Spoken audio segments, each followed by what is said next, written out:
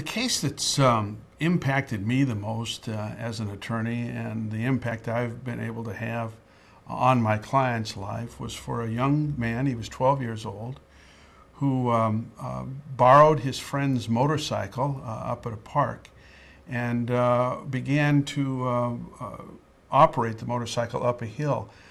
While that was happening, the throttle stuck, which is a common occurrence in an off-road operation of a motorcycle, and as a result he had a crash and he was terribly, terribly injured. The manufacturer of the motorcycle had failed to provide a safety switch for it, what they call a kill switch, which would have allowed him to kill the power to it and have avoided this crash.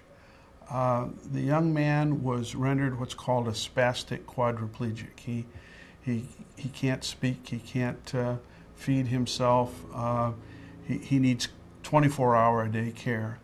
And he was confined to a nursing home, and when I was asked to represent him, it became apparent that he was living under a death sentence because he wasn't receiving the proper medical treatment, and he was receiving very poor treatment at that nursing home.